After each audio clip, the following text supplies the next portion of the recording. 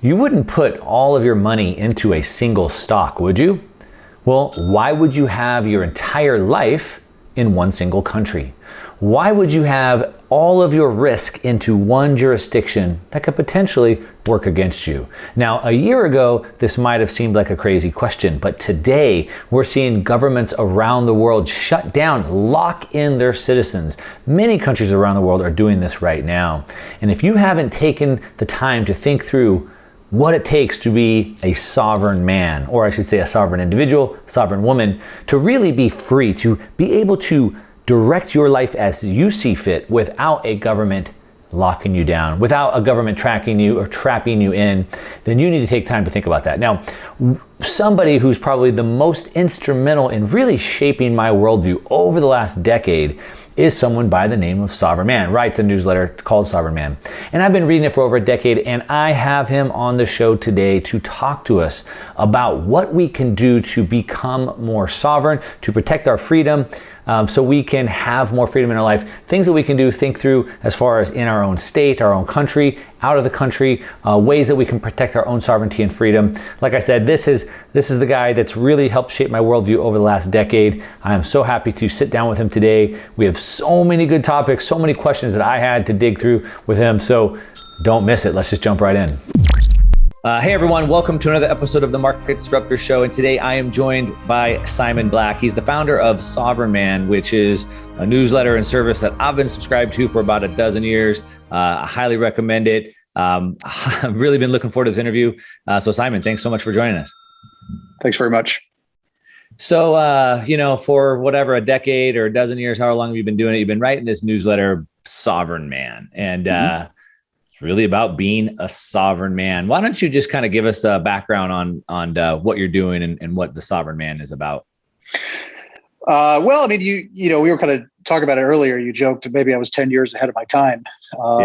But the whole concept really was, at a certain point, I think a rational person's got to look around and say, is this something that doesn't feel right here? About a lot of things, I think whether you're looking at the way you are personally living your life or now allowed to live your life, or if you look at financial markets or just a lot of things that don't make any sense. I mean, I think you can look at everything from stocks that trade at 1,200 times earnings, or bonds that have negative interest rates, or banks that have negative interest rates, or the fact that, you have governments that, for months and months and months were telling people you weren't allowed to leave your house and go outside, or that you have to, you were going to take away your freedom unless you go and get this injection, and all these sorts of things. Now we're going to go and now we're going to tell we're going to tell the school children that, kids as young as 4 years old, that you're either a victim or you're an oppressor. And at a certain point, I think any rational person's got to step back and go, something's wrong here. Something is seriously wrong. And I think really what we try to do is, Sovereign Man sort of saw that trend quite a long time ago and just tried to articulate really about what is wrong and what's right, and the different things I think that we can do about it to live really a richer and freer life. Yeah. One thing that I picked up from you, like I said, a decade ago, was just a simple fact, like you wouldn't put all your money in one stock. So Why do you have your whole life in one country? And so I've always thought about that, like as just general risk management, right? Exactly. I mean, it's just you would diversify everything else that you have, the important stuff in your life. You would diversify. You wouldn't even necessarily keep all of your money in one bank. People have like different bank accounts and different places and certainly different types of investments and things like that. Not even with different stocks, but even different asset classes. Some people might own some stocks, they might own some bonds and some cryptocurrency and different things like that. But you look at it and you step back and you take the really 50,000 foot view and you realize, wait a minute, everything in my entire life is in the United States or Canada or the UK or Australia or whatever. And you realize that something goes wrong in that place, and every other thing in my life, I have my life, my lifestyle, my whatever, my healthcare, my financial investments, my savings, my business, my employees, my home residence, my family and their education, all these things are all tied up in this one basket.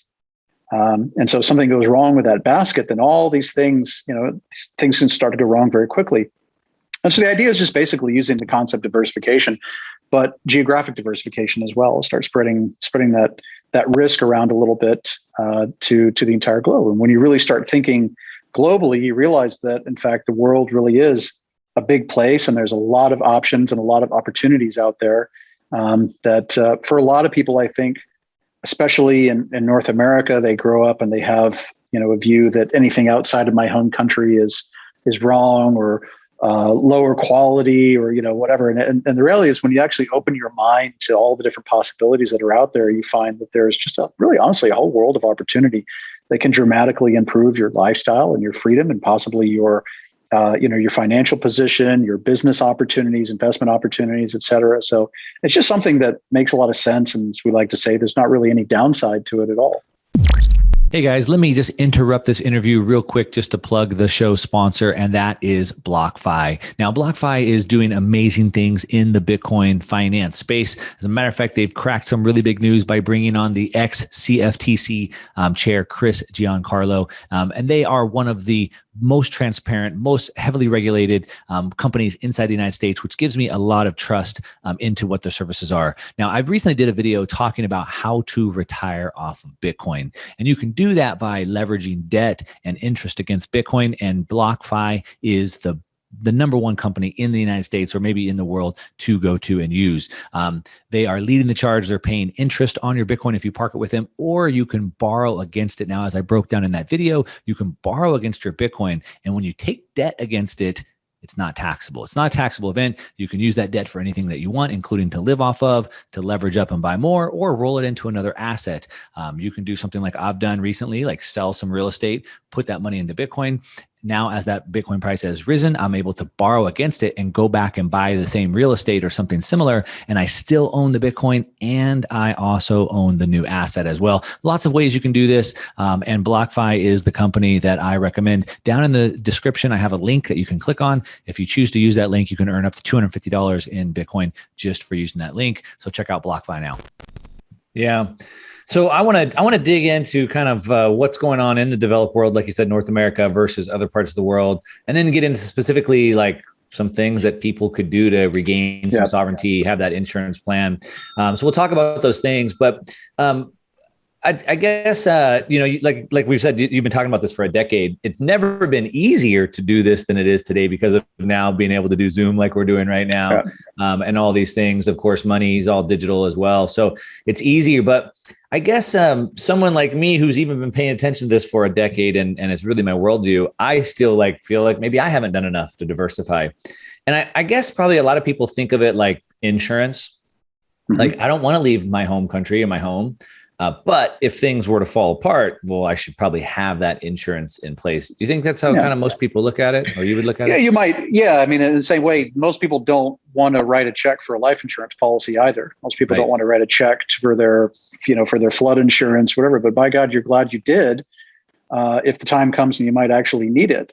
The thing is, most of the things that we're talking about, I mean, insurance in many respects can cost a lot of money, but a lot of things that we talk about and some of the steps that people can take to really kind of take control back over large parts of their lives don't necessarily even need to cost a thing.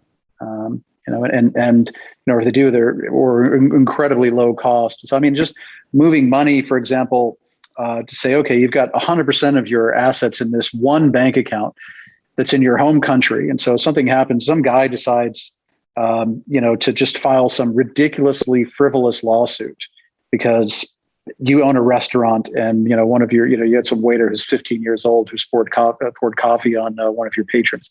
I say that because I did that when I was 15 working at a restaurant.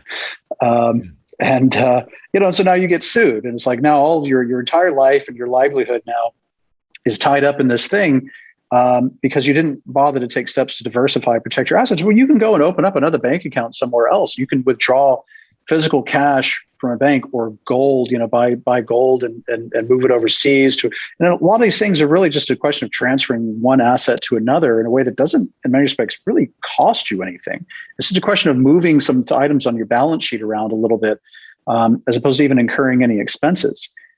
Something like a second passport is another great example. A lot of people don't even realize that they might be in line for a second passport simply because of their ancestry, to parents or grandparents or something like that, and they can basically waltz into any number of embassies in a situation where they're entitled to another nationality virtually for free. They've maybe got to fork over 60 euros for a passport, the process of paperwork, and that's it. So I mean, we're talking about stuff that we're talking about. I mean, in business and investment, we talk a lot about. I mean, this concept about value that's sort of locked up, and about unlocking value and value potential.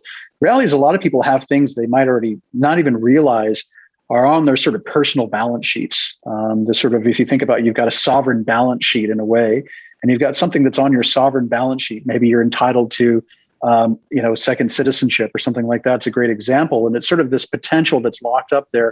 It takes very little effort in many respects to just go and unlock that potential that you have, that can be a significant increase in the quality of your life.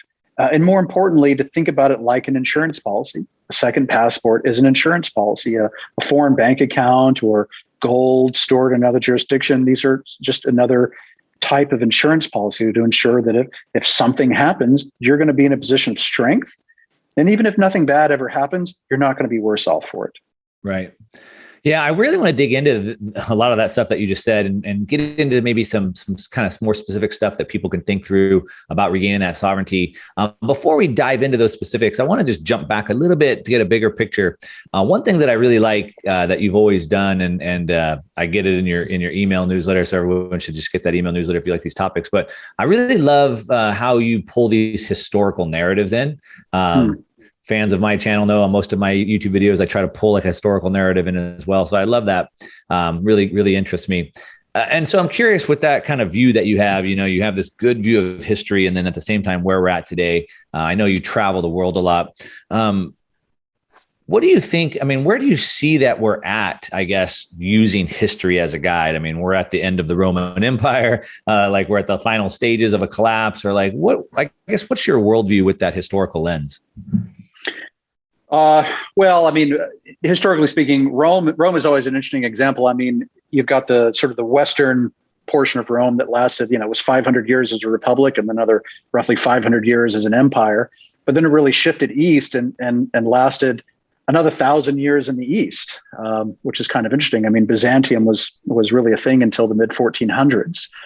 So we really had 2,200 years of Rome, and so we can even look at, say, the 4th century AD and see, wow, the wheels are really coming off the bus here.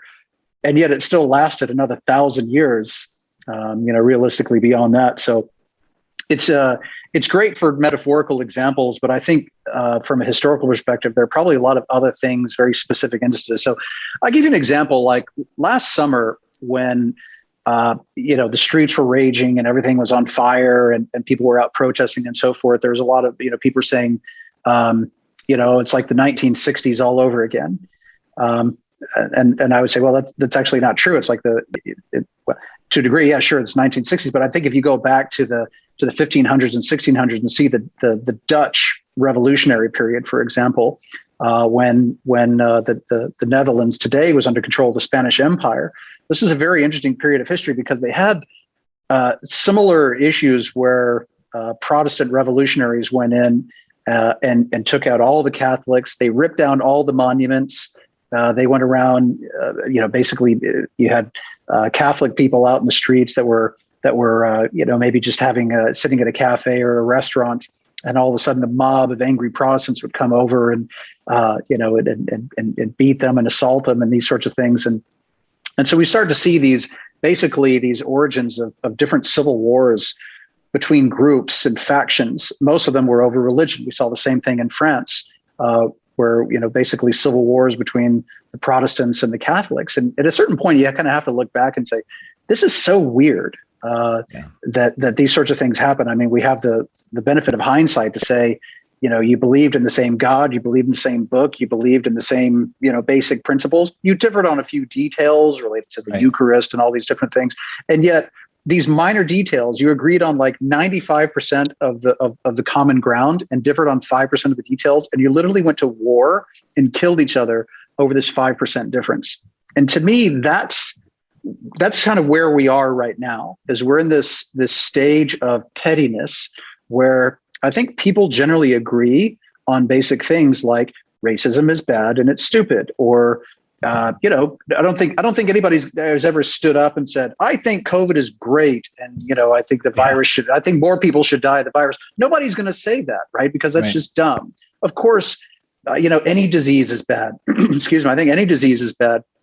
I don't think most people would agree on that. Most people would probably agree that the people that are the most vulnerable should, there should be extra precautions taken, take care of people that are extra vulnerable and could die, et cetera. And then you get these details, and many of them are in some respects very trivial details, and yet they cause people to erupt in enraged states of even violence. And that's where we are right now. And it's, to me, if I could tell this story briefly, there's a senator from Hawaii, Daniel, I think Inouye was how his last name was pronounced. This guy was a recipient of the Medal of Honor. The story is extraordinary. He was his Medal of Honor citation involves him taking this German machine gun nest. He got his right arm blown off as he was about to throw a grenade into a German machine gun nest. This is in World War II. And his arm was blown off. It still had the grenade in his right arm. Wow. And he reached over with his left arm, which was still attached to his body, grabbed the grenade out of the bloody stump of his hand that was no longer attached to his body, picked up the grenade and threw it at the machine gun nest, blew up the machine gun nest, saved the day, saved his men. Wow. And you look at something like that and you think, I mean, first of all, that's the stuff that, deep down, I think flows through the veins of American culture. And they locked that up. They locked that up.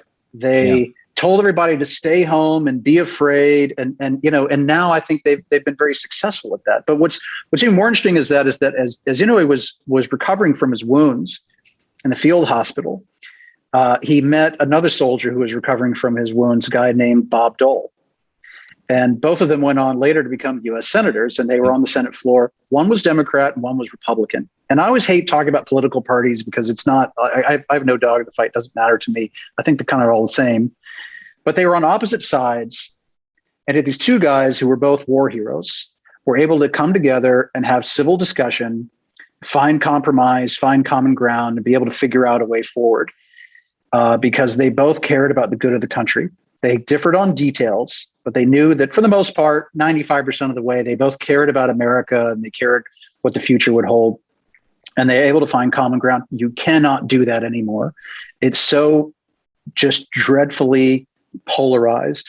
Yeah. And it's not just politics. It's all over social media. And it's everything, these dividing lines. You're vaccinated or you're not vaccinated. You're masky or you're not masky. You say the names or you don't say the names. All these things. It's like these huge dividing lines now that are causing rifts and fault lines across society that people can't come together and have a basic civil conversation anymore. To me, that's actually one of the scariest things. It's not even about, the erosion of our freedom and the government's locking us down. It's the inability for two human beings to have a basic conversation and just respectfully disagree and be the inability to find common ground. That's where we are, I think, as an entire planet. Yeah. And now, anybody that disagrees with you is a Nazi, is an idiot, is, all these things. And that's, I think, the part that is really disheartening, because you have to go back a very, very, very long way in history to find a kind of a similar disposition. Yeah, it's interesting. It's not even just that it's so divided that you have to pick a side, but anybody who even recommends or says that maybe we should be tolerant, they get canceled. And a good example would be Ellen DeGeneres, who's was one of the first kind of people that came out as gay and really championed that progressive cause. And I think she took a picture with George Bush and they attacked her for that. And she made a comment about, hey, like we could just be nice, and they canceled her over that. Right. Like, so even suggesting that we should even talk to the other side gets you canceled. It's insane. Yeah. I'm curious because you have this worldview. I know, you've traveled all around the world and lived out of the country and things. You mentioned something about the stage of pettiness. And so I think about in the United States specifically, that's kind of mostly of my worldview. We have all these things that people seem to be petty about, whether that be, race or gender or preference and like all these things. And then I travel a lot out of the country as well. And I spend a lot of time in Mexico and Central America. And it seems like those people down there, like they're struggling just to survive. They don't have time for this pettiness. Like they don't care they don't care what you call them. Like there's nothing you're going to say to them that's going to hurt their feelings. They could care less about a sexual preference. And they don't really have that pettiness. And it almost seems like it's the United States or maybe Europe, developed world that has like this big fiat currency, benefits of reserve currency status that have this pettiness, almost like there's nothing else to complain about, but you don't see it in other countries. Yeah, I agree. I mean, pettiness is a first world problem. There's an old quote. I don't remember it exactly, but it was from John Adams, who said something along the lines of, "I must study politics and war so that my son can study science and mathematics, so that his son can study music and literature." Right. I'm paraphrasing, but it's kind of more or less. And I would kind of add to that, so that his great grandson, can study, diversity and inclusion and gender studies, basically. So you get to a point where, as a society, you've become so successful that sure, people have to go and you don't have to worry about how you're going to put food on the table anymore. These are the real problems that a lot of people in other cultures have to deal with. And it is, in a way, a little bit arrogant that, a very wealthy society sort of expects and demands that very poor societies, who honestly are just trying to struggle with figuring out how they're going to put food on the table, should sort of bow to their social demands about what we think the priority of problems is. And it's kind of an arrogant thing. You're right. A lot of other societies, people, the average guy is just trying to figure out literally, how am I going to put food on the table? How do I find enough money so that my kids don't starve? Right. It's not, how am I going to figure out how to get the next upgrade for my iPhone and, all these sorts of things. I mean, it's not to say like people in wealthy countries don't have problems. Of course, there's plenty of people that have problems and even real problems, but you're talking about a vast percentage of an entire society that really has to struggle with paying the rent and finding food and, where are they going to find clean water? And all these different things. I mean, the level of problems is so different that, it's a lot easier to be petty when you're in an incredibly rich country. Yeah. And I think that's what we're seeing in the US and a lot of the West. Yeah. So that's a good frame that we can kind of dig in deeper. So if we start pushing in deeper, so you kind of have this idea of being sovereign and multiple flags and being able to move around the world. But at the same time, when I look through history, it seems like it's a repeating cycle of revolution, freedom, oppression, revolution, freedom, oppression. And you kind of see this over and over and over. And it's almost like this, it's a constant fight between, individualism and collectivism, or today we see it as globalism and centralization. And we're seeing really globalization or centralization is really getting powerful today with the World Economic Forum and Health Organization and Trade Organization, et cetera. And we're seeing Marxism like really just have this resurgent that's like really powerful, and not just in the United States. I think you have spent a lot of time, or you have a place down in Chile, and I know like they're rewriting the Constitution and they've been taken over by Marxists. And so it seems like this globalism, centralization has just really been creeping. Marxism has been taking over even other parts of the world that aren't as developed. Do you see that? Do you agree with that? Or what do you have there? I think I wouldn't even really call it Marxism anymore. I think what we're starting to see, it's funny because if you read the Communist Manifesto and you read the principles of Marx, it's funny that Marx hated capitalism, but he didn't hate capitalists. He didn't necessarily despise the people. He thought they were misguided, and he thought they were operating under a bad system. But Marx was actually benefited quite significantly from his friends who were capitalists, who were very wealthy people, who kept him around because they thought he was entertaining and a fun guy.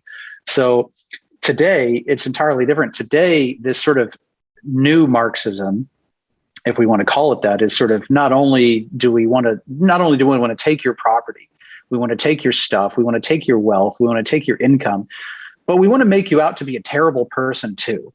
We want to shame you. We want to ridicule you.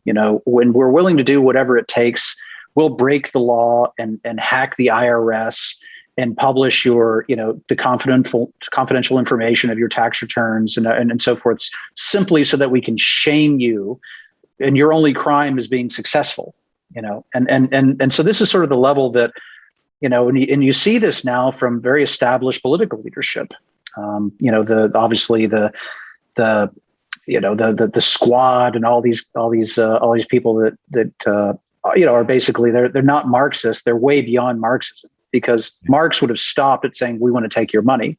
Marx would have stopped at setting a high tax rate, but it's more than that. Because they want to shame, they despise Jeff Bezos. They'll still use Amazon. They're probably all Prime members, right? But they hate, do they hate Jeff Bezos? Because he's a successful guy, right? And so they despise that and they want to shame him.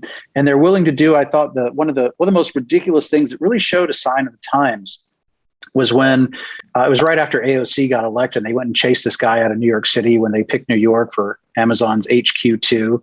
And they went and chased him out of New York City. It's like, this could have created tens of thousands of jobs, tens of billions of dollars in investment. I mean, it would have been such a huge win for the city of New York, but nope. Now it's a lose-lose now that, Bezos doesn't get it, but New York doesn't get it either. And they're happy with that. They're happy to do value destructive lose-lose deals as opposed to trying to craft win-win deals. That's not Marxism. I mean, Marx would have stepped back and said, wow, that's really stupid. I mean, honestly, Marx was not anywhere near as aggressive and angry as these people are today. And honestly, it's a huge difference. But you do see this all over the world, this movement of a very aggressive and ridiculous form of Marxism, where people just, they want the government to take care of them and they want somebody else to pay for it. And, the old saying goes, sooner or later, you run out of other people's money to spend. Hey, sorry to interrupt this video just one more time. I'm not running Google ads, so it's actually way less interruption than I normally would have on a video. And that's because it's sponsored by BlockFi. They are opening up the world of Bitcoin and financial products, offering to pay you interest on your Bitcoin, better than owning a rental property that you have to manage and control and have the risks. You can just earn interest on it, or you can leverage against it. Now, I plan to hold my Bitcoin forever and literally never sell my Bitcoin. So how do you do that? Well, if I need money, I don't want to sell that Bitcoin. I'm going to pay tax on it. All right. I'm going to end up with less, and I don't have the Bitcoin anymore. So a better way to do it is to borrow against the Bitcoin. So I've put all my money into Bitcoin. If I want to buy a car or I want to buy a house, I can borrow against it at very, very low competitive rates, get my house, get my car, whatever that may be, and get to keep the Bitcoin. Now, I've done a whole video on this. You can find it. I'll link it down in the description below, how to retire off of Bitcoin without paying taxes. And you can do that with BlockFi services. I'll link to the video down below. I'm also going to put a link to BlockFi. If you choose to click on that link to check them out, you can earn up to $250 in free Bitcoin just for using that link. And that's it. Let's go ahead and get back to the interview. Yeah. They just don't realize it yet. Yeah. And it seems like there's this full court press. Like I said, you're seeing it all through Central and South America right now. So there's like this full court press, like the whole world is going there. So as we start kind of moving into more specifics, you talked earlier, you threw out the term like a sovereign balance sheet. So like ways that you could become more sovereign, I suppose that's kind of what you meant. But if the whole world becomes global, falls under globalization, centralization, under control of the WF, et cetera, how do people think through that? I mean, I guess just try to keep as many options open as you can, or are you actively keeping a tally of places that are more friendly than others? Yeah. So first things first is I think you have to start looking at, it sounds a little bit esoteric, but you have to start looking at freedom as an asset. So, you're an investor, I'm an investor, we're sophisticated finance guys, or a lot of your readers are very sophisticated in finance. And I think if you think about the world in terms of assets and liabilities, I mean, yeah, you've got to think about freedom as something that you would have on your balance sheet. It in many respects, these things like your nationality, where you live, your domicile, location, tax residency, et cetera. These could also be assets. They could also be liabilities, right? And I think it's important to take an honest, just as you would take a very honest appraisal if you were conducting due diligence on an investment deal or researching the company, to really take an honest and very objective assessment of the assets and liabilities, again, on that sovereign balance sheet, using the idea that freedom is really an asset. Is the location where you are, for example, where you're living, is that an asset to you, or is it a liability? If it's a place that, every day you're like, what are these idiots going to do today? The kind of place where you're living, where you've got to step over, hypodermic needles and feces on your way to the corner store or whatever. Is that an asset, or is that a liability?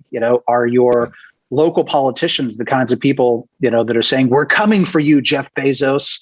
Right. Is that an asset, or is it a liability? Did the police, stand there while, a bunch of deranged teenagers go and take over government buildings and declare an autonomous zone? Is that an asset or a liability? And it's important, I think, to take an honest appraisal of that and actually even try to quantify and value as you would any other asset, whether it's, it's an intangible asset, maybe a little bit more difficult to value, like intellectual property, certainly more difficult to value than cash in a bank or the value of Apple stock, but it's absolutely an asset, or it could be a liability. And I think something like a second passport, another bank account, these sorts of things, these are assets. And the idea really is that, the more options you have, if you think about it like that, that's all that means is that there's more assets on your balance sheet. So if you have the ability, for example, if you have a small portfolio of residencies in different countries that you can go and live in and, work in, or bring your family, or whatever the case may be, each of those is an asset on your sovereign balance sheet. Yeah. If you have, all these different things. And so that's really, I think, kind of the way to look at it is as a, question of, what does your sovereign balance sheet look like, and think about it with respect to assets and liabilities. Yeah, I like that. I talk a lot about, the goal of, investing and making money isn't just to go stockpile a bunch of money, but money gives you options. And so if I think about it like that, and to your point, there's assets that you could also own that would increase your optionality. It's very difficult right now. Like, the world's changing so fast. And so, like, the US passport was an asset a year and a half ago.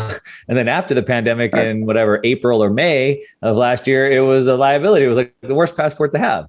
And so, like, it can quickly shift. And so I guess having that optionality, multiple options. You were better off with a passport from Venezuela than you were with a US passport in like May of last year. Right. So, so just keeping those options. Just in terms of travel, just to be clear, in terms of travel options and things like that. If you need the amount of countries that would allow you to come, the amount of countries that you could go to. Yeah. So I don't want to say Venezuela is a better place. It's not what I'm saying. I'm just saying in terms of travel, the number of countries where you could go without a visa. Yeah. I mean, you were hard pressed to get anywhere with a US visa last year, with a US passport last year. Now, I know something that you've talked about for years and years is, having somewhere, like you just said, like somewhere you could go. And a lot of times, preferably with, some sustainable type of living, whether that be, food and water, et cetera, things like that. How would the average person think through this? So, like, in the United States, I hear a lot of people that want to go get a ranch. I want to go to Nashville or, Tennessee or Idaho or Nevada, whatever, and get a ranch. For me, I'm like, I don't know if I want to live on a ranch for the rest of my life. I'd probably rather live on the beach in El Salvador. How does somebody kind of think through that? Is that just personal preference, or? Well, so it is. I mean, obviously, the personal preference is a huge part of it. You've got to really have you have to really, we're talking about having like a civil conversation with somebody else. The other person you need to have a civil conversation with is yourself. You've really got to have an honest, objective conversation with yourself and with your family as well, and think through, what are the things that are really honestly important to us? Because the first thing you've got to recognize is you're not going to get it all.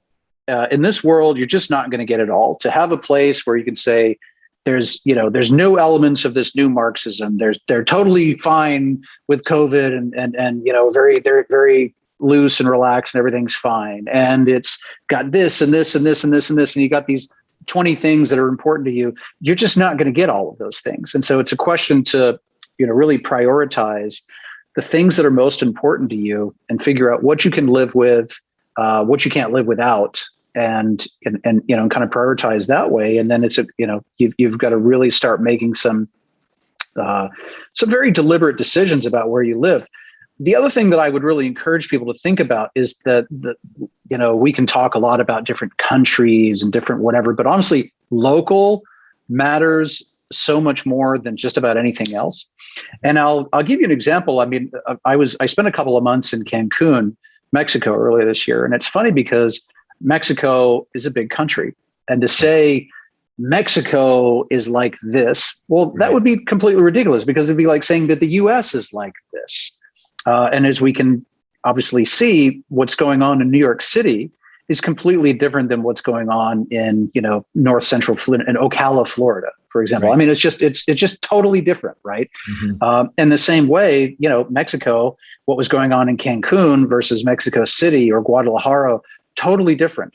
Right. And where I was in Cancun, they were smart enough to realize they need the tourists. If they don't have the tourists coming in, they're going to go broke real fast. And so, they put a lot of pressure on the governor and said, hey, you got to open this thing up, whatever. And they did. And it became, a tourism hotspot again. There were tons of arrivals, people coming in Cancun. It was great. And, I spent several months there, and COVID did not factor into my life at all when I was in Cancun. And that was great, because that's exactly what I wanted. I just wanted a place where I could live my life. I could go to the gym. I could do whatever I wanted to do, and it just not be a big part of my life. Right. And so that was a deliberate decision on my part. Because that was, at the time, that was the kind of top priority for me.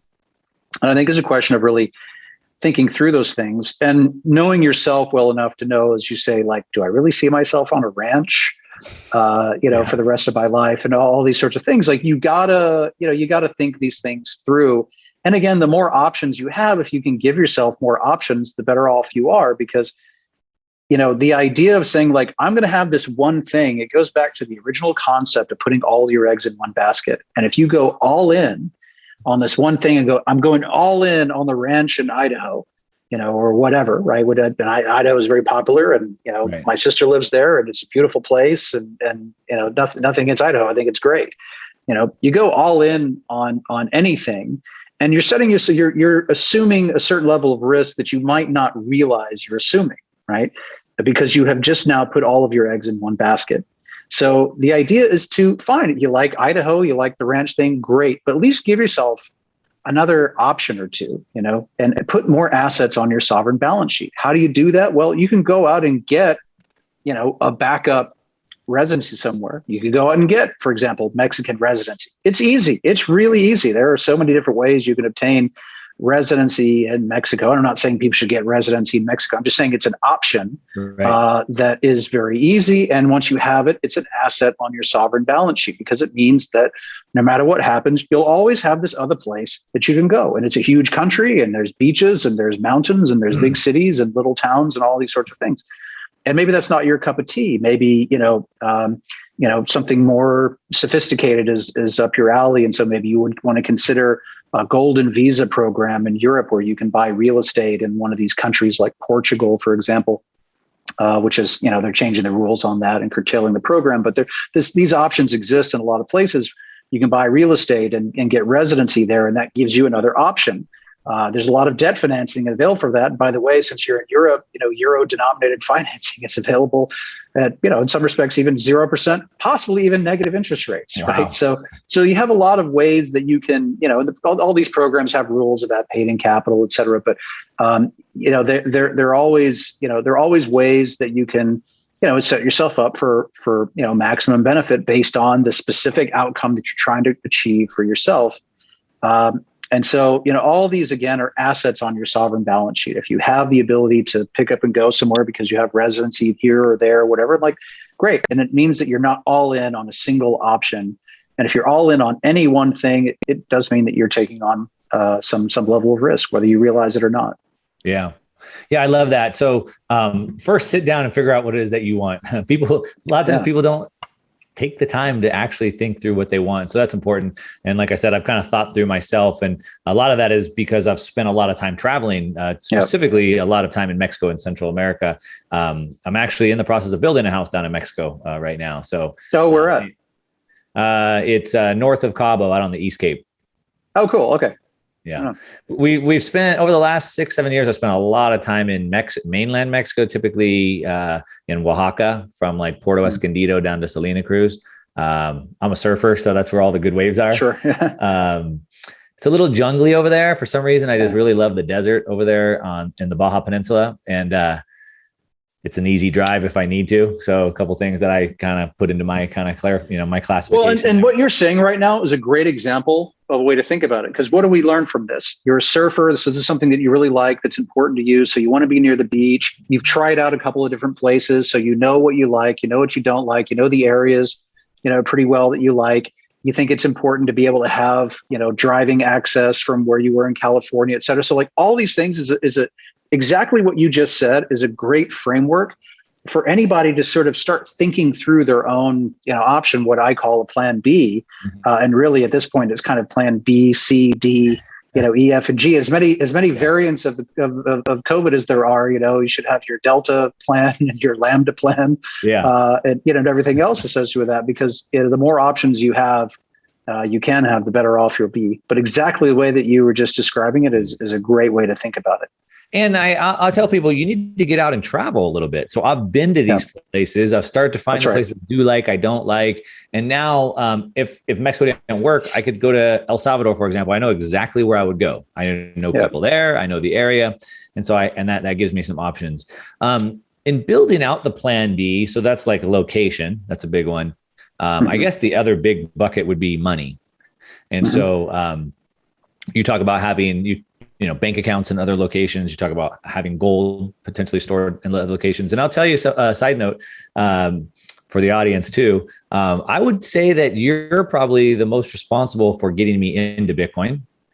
Okay. And that is because in 2015, I was actually in the process of using one of your attorneys that you recommended to set up a trust and a business in Panama. And I was going to put money into Panama to start working on a residency and a visa, et cetera. And I was looking at Hong Kong, I was looking at Panama, and because I wanted to get money out of the U.S. banking jurisdiction. And I'd already made plans with the attorney. We were going to go down there. It was in December of 2015. And I took another look at Bitcoin, and I've known about it for years. I've been following it. And I'm like, it's the same thing. I'm getting money out of the banking system. And I ended up buying Bitcoin. I never went to Panama, never opened that up. But anyway, it was that line of thinking, like, let me diversify, let me get money out of the banking system, out of that jurisdiction to get seized or whatever happens. And so anyway, little side note about that. Well, that's great. Very good. Yeah. But anyway, so then the next step, I guess, would be diversifying that money. So whether that's gold overseas. I just saw someone on Twitter, something's going viral, and someone posted that they just had to sell all their assets to get out of their country. And I think it was Canada. They were talking about getting out of Canada, but they had to sell everything because you can't really take it with you. So is that right? Money, get that diversified? Sure. I mean, look, money's a huge topic in and of itself. I think talk about diversifying your investments. And again, I think in the same way as somebody would diversify their investments, I know, what's his name? Jim Cramer. I don't know. I watched a show like 15 years ago, whatever. He had a segment called "Am I Diversified?" And somebody would say, like, I own this stock, and this stock. Am I diversified? He'd say, no, you're not diversified. He'd push one of his noise buttons, whatever. It's funny because it's like, well, if all you own is stocks, you're not diversified. And if all you own is everything is in the US or Canada or whatever else, you're also not diversified. So there's a whole lot of asset classes, real estate, crypto, private equity, et cetera. I mean, there's so many different asset classes, and there are so many different places in the world where you really can, spread your interest a little bit. And each one of those creates diversification. Also, in many respects, may create some additional income potential. We have this concept. We actually are just finishing up a report that we're sending out to our readers about this, about just thinking very, very long term. And it's interesting if you were to think very long term, if you had to invest for 100 years, 200 years, for example, would you necessarily buy an S&P 500 index fund, Right. or would you want to buy a basket of funds from maybe different regions of the world, maybe an Asian fund, maybe an African fund, something like that. Look at places that have, some more up and coming potential. If you have to think really far in advance, Right. I think in general, very, very long-term thinking is a sensible way to approach investing. And, I don't think you can do that without factoring in a significant level of true diversification. Again, that goes just far beyond buying 3 different stocks and assuming that you're diversified. So, but I mean, this also gets into like, where is your money? Is it all in the bank? Is it in the banking system, inside and outside the banking system? Is it in different banking jurisdictions?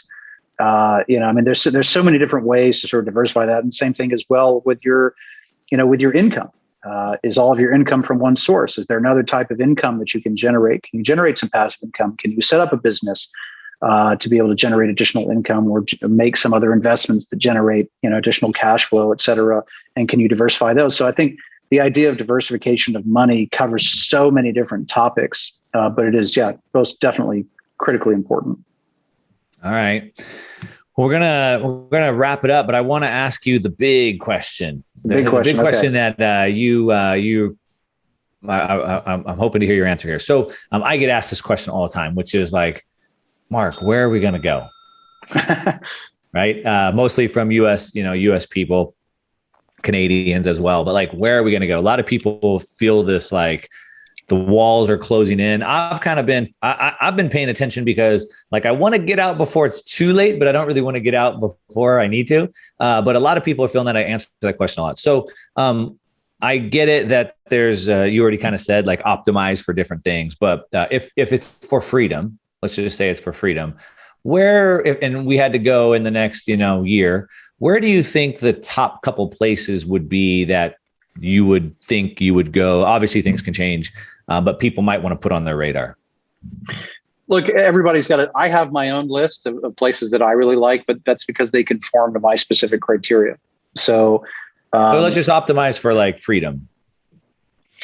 Again, though, that means a lot of different things to a lot of different people. So for some people, for example, they would be focusing on where's the best place that my kids can go to school where they're not going to get brainwashed with this intellectual filth that's being traded now in so many public school systems. And for them, that's freedom. For others, it would say, where's the best place I can go where I can homeschool my kids and pull them out of the system entirely?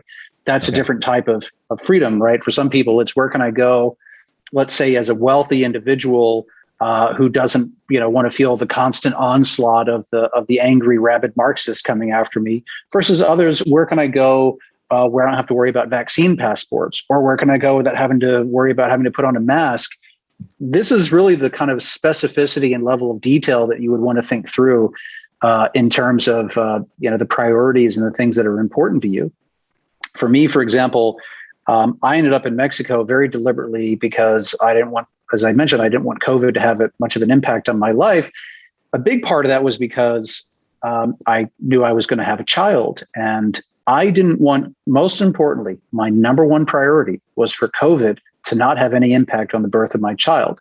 Ergo, not be in a place where the doctors or the hospital was going to have some stupid policy to say, Dad can't be in the delivery room, because I would have wreaked holy hell on everybody if I wasn't allowed to be in the delivery room for the birth of my child, right? And so I wanted to be in a place where I knew it could be very high quality medical care, and it just wasn't going to be a factor. And so that's exactly why I ended up very specifically where I ended up in Mexico.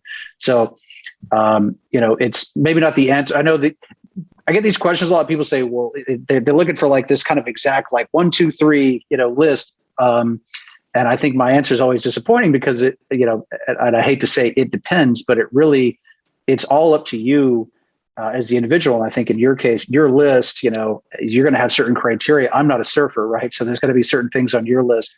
Yeah, I was just thinking like, Eastern Europe, for example, like they seem to be coming out of communism, maybe not super quick to rush back into it. Maybe they would remain. Sure. I mean, if we want to look at sort of like, really big picture, broad generalizations. Yeah, I think there are a lot of places that the places that have had their really nasty experiments in the past that haven't gone very well. I think those guys sort of are starting to realize that we don't want to go back to that. And Right. so ironically, yes, I mean, there are places in Eastern Europe that, they're just not interested in Marxism. But some places in Eastern Europe, for example, in the Baltics, where they might not be interested in Marxism, but they are more interested in COVID lockdowns, for example, and they like vaccine passports. Then you have places like Sweden, that were relatively chill with respect to COVID, but they're very high tax. I don't think Sweden is Marxist at all. I don't think it's socialist. I think it's a very market-oriented economy, just one with very high taxes. But they're a high tax place, but one that doesn't necessarily embrace the fanaticism of public health policies that have infected the rest of the world's officials and authorities. So, it's like I said, it's just very sort of specific to what everybody's individually looking for. But the reality is that what you're looking for, you're not going to be able to find a place that ticks all of your boxes anymore. That might have been the case 5 years ago. You could have found a place that ticks all your boxes. You're just not going to be able to do that anymore. But you're going to be able to find a place that ticks the most important ones if you're very specific with yourself about what you can live with and what you can't live without. And again, you just have to think locally, because it might even entail a dramatic improvement in your life and lifestyle just by moving across the county line. Yeah, definitely.